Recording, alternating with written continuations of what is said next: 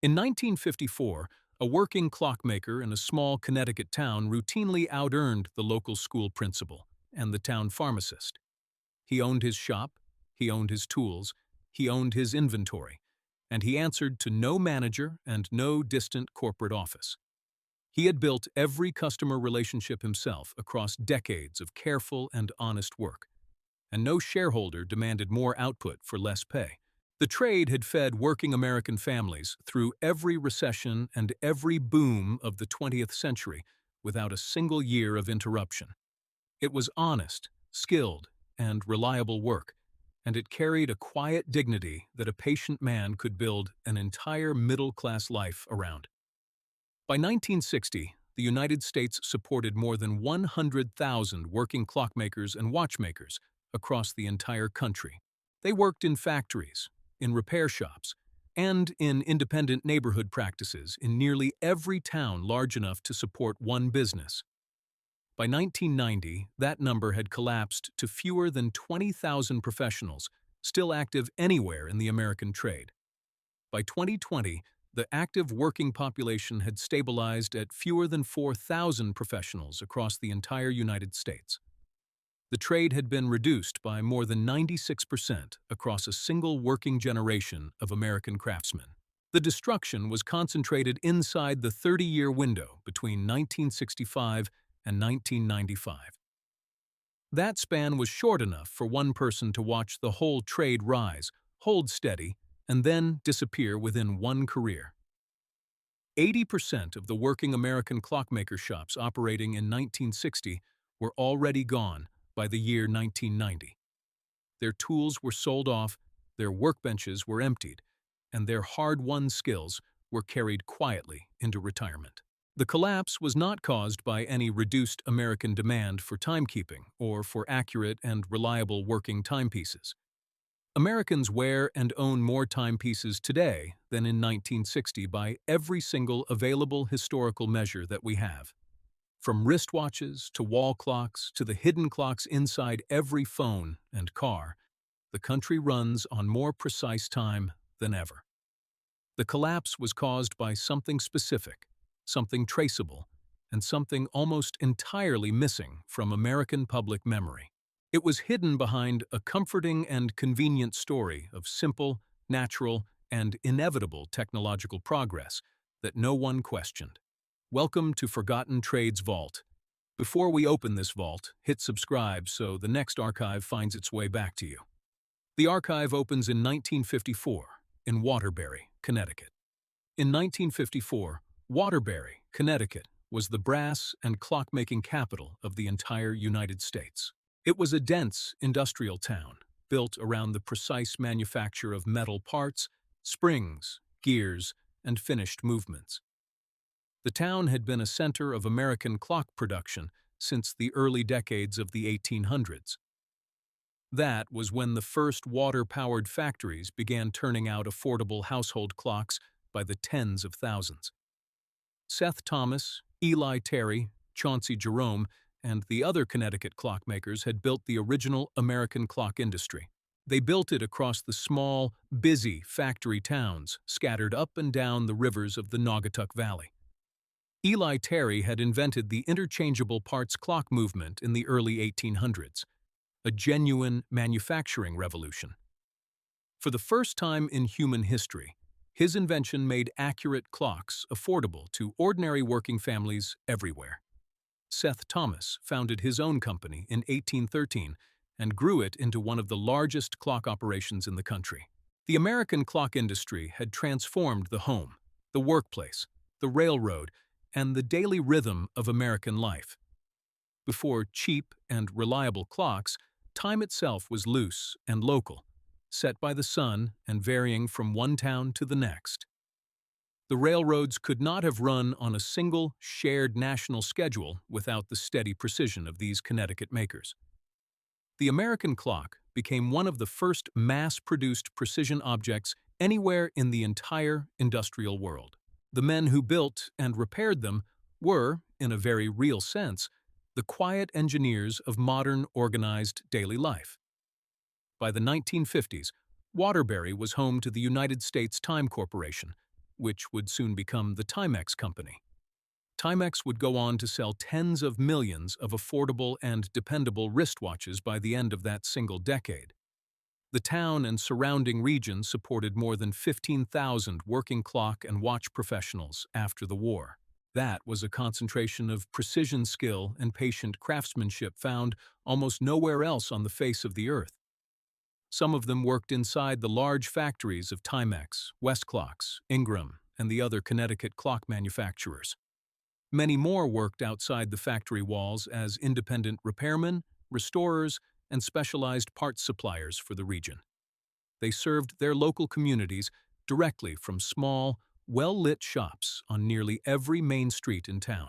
The trade extended far beyond the borders of Connecticut and reached into every single region of the entire country. Every American town of more than 2,000 residents had at least one working clockmaker by the year 1950. He often worked from a small shop on the main street, right beside the barber, the druggist, and the hardware store. Larger cities supported dozens of working shops, and the very biggest American cities supported many hundreds of them. Chicago, New York, Philadelphia, Boston, and San Francisco each supported hundreds of working clock and watch repair shops. Together, they formed a dense and resilient web of skilled mechanical labor woven across every American city and small town. The trade remained solidly middle class through every recession and every boom of the entire turbulent 20th century. It was largely untouched by the violent economic swings that wiped out so many other ordinary working occupations. A working clockmaker in 1954 earned between $5,000 and $9,000 a year, depending on his specialty. His income also depended on his location, his reputation, and the loyal customer base he had built up over many years. The median American household income that very same year was only about $4,000 across the whole country.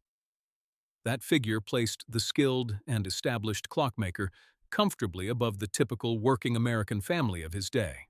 He outearned the average school principal in his town, and he often outearned the average local pharmacist as well. He outearned a great many of the very professionals he watched walking past the front window of his small shop. He served his customers honestly for years and even decades, often repairing the same family clocks across 2 generations. He took on apprentices when he chose to, and he trained them carefully and patiently at his own deliberate pace. He passed down a living craft that could never be learned from a single book or from one short training course. The skill itself took many years to build and could not be rushed, faked, automated, or outsourced to a cheaper market. A clockmaker learned to read a movement the way a doctor learns to read a living body, by touch and by experience. That experience was accumulated over thousands of quiet hours bent over a workbench in patient, unbroken concentration. He could take apart a mechanism of 300 tiny parts, find the single failing component, and rebuild it perfectly. He did this steadily and confidently, often without any written manual at all to point him toward the right answer. The work demanded steady hands, sharp eyes, deep patience, and a rare mechanical intelligence that no machine could replace. For more than a century, that skill was a dependable path into the American middle class for any patient young person. And then, across a single working generation, that path was deliberately closed, quietly dismantled, and erased from memory. The turning point did not arrive as a single clockmaker losing a single customer or one shop losing one account. It arrived as a small wristwatch introduced in a quiet Tokyo showroom, far from any American town or factory floor. In December of 1969, the Seiko Quartz Astron was unveiled in Tokyo to a small and curious crowd. It was the world's first commercially available quartz wristwatch, and it marked the beginning of a complete transformation. The Astron used a tiny quartz crystal oscillator to keep time, a method no one had ever sold to the public before. That quartz crystal replaced the mechanical balance wheel that had powered every watch and clock for the previous 4 centuries. The crystal vibrated at a precise and unchanging rate when fed a small electric current from a tiny watch battery. That steady vibration could keep far better time than any spring, gear, or balance wheel ever could across a single day. The Astron sold for the price of a small car at its launch, far beyond the reach of any ordinary working buyer. At first, it looked like nothing more than an expensive curiosity rather than any kind of real and serious threat. But the underlying technology would spread through the entire global watch industry within a single decade of that launch. The price of a quartz movement fell every single year until it reached the very cheapest watches sold anywhere on Earth. Quartz movements had almost no moving parts, kept far better time, and could be manufactured for almost nothing at scale. They rolled off fully automated assembly lines that required no trained craftsmen and almost no skilled human labor at all. A quartz watch did not need a craftsman to service it, because a failed quartz watch was simply thrown away and replaced. The whole economics of repair collapsed almost overnight across the entire American watch and clock trade within a few years. It removed the steady, dependable stream of everyday repair work that had quietly sustained the profession for many generations. Why would anyone pay a skilled craftsman to repair a movement when a new and better watch cost less than the repair? The mechanical watch itself did not vanish from the world, but the everyday repair work that sustained the trade did. That ordinary repair work disappeared almost completely within the space of just a few short and brutal years for the trade. This technological shift alone would have deeply wounded the trade, but by itself, it would not have erased it from memory. The quartz revolution was a genuine technological change, and every honest trade must adapt to real change in order to survive. Countless other working trades had faced real technological change before and had found ways to adapt, shrink, and endure. What turned a survivable wound into a permanent erasure was what happened next to the schools that trained the trade. For more than a century, the American clockmaking trade had been sustained by a network of dedicated technical schools. These schools were spread across the country and fed the trade a steady and dependable supply of newly trained workers. The Bowman Technical School in Lancaster, Pennsylvania, had trained thousands of working watchmakers across many decades. It was widely regarded as one of the most respected and rigorous watchmaking programs anywhere in the entire country. The Joseph Bulova School of Watchmaking in New York had trained disabled veterans and ordinary civilians in the trade. It opened a respectable and dignified career path to many men who otherwise had very few other real options in life. The Gem City Business College, the Elgin Program, and dozens of other schools fed the trade a steady stream of labor. They did this faithfully for generation after generation of young Americans looking for an honest path into the middle class. One by one, across the 1970s and the 1980s, nearly every one of these schools closed its doors. They closed quietly and permanently, and almost no one outside the trade itself ever noticed the schools shutting down. The Bowman Technical School closed, the Joseph Bulova School closed, and the Gem City Watchmaking Program closed as well. The other schools followed them one after another into history until the training network had almost entirely vanished. As the schools closed, the path into the trade closed with them, and no new path was ever built to take their place. American high schools, which had once pointed talented students toward the skilled trades, changed their guidance completely. They now pointed every single student toward a 4-year college degree as the only respectable path forward in life. The career counselors simply stopped mentioning the trade to students who might have been perfectly suited to the work. The shop classes were defunded and quietly removed from the curriculum, one school board decision at a time, nationwide. A whole generation of young Americans grew up never knowing the trade had ever existed as a serious and real career. They were never once told that a patient and careful person could build a real and stable middle-class life inside it. The demand for skilled repair never fully vanished from the market, and the high end of the trade quietly kept its value. But the supply of trained workers was deliberately allowed to die out as the old craftsmen aged and slowly passed away. Today, the few thousand remaining American clockmakers and watchmakers are aging rapidly, and many are well past retirement. A great many of them are already preparing to leave the trade for good, with no trained young workers ready to replace them. The high-end mechanical watch market is far larger and more profitable now than it has been in many recent decades. It is driven by serious collectors who pay enormous sums for the very movements the country once stopped repairing. A skilled watchmaker servicing high-end Swiss brands can earn a very comfortable middle-class income in the trade today. Demand for that rare and specialized skill now far outstrips the tiny supply of trained workers able to provide it. But the schools that once trained that worker are mostly gone, and the path back into the trade is narrow and obscure. That path is almost completely invisible to the very young people who would benefit from it the most in the years ahead. A few dedicated programs still survive and quietly train the next generation for a market that desperately needs far more.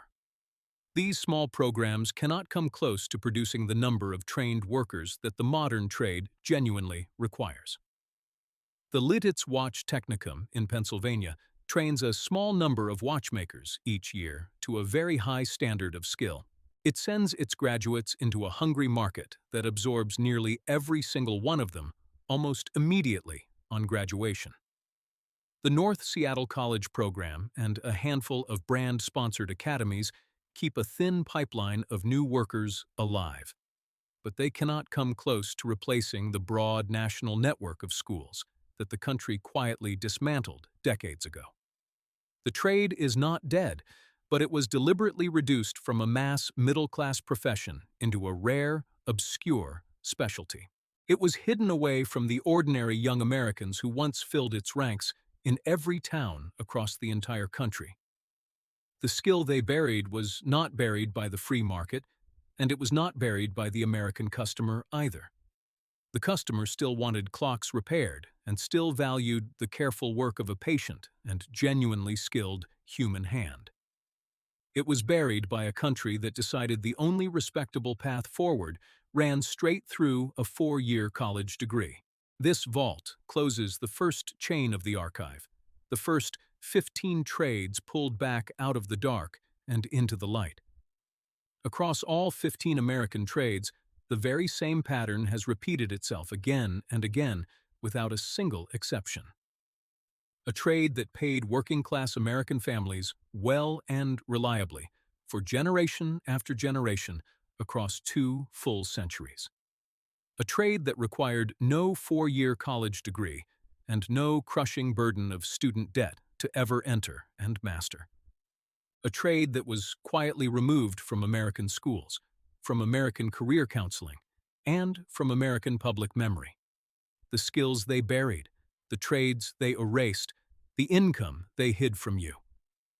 If this vault opened something for you, leave a comment with the trade you wish your school had taught you instead.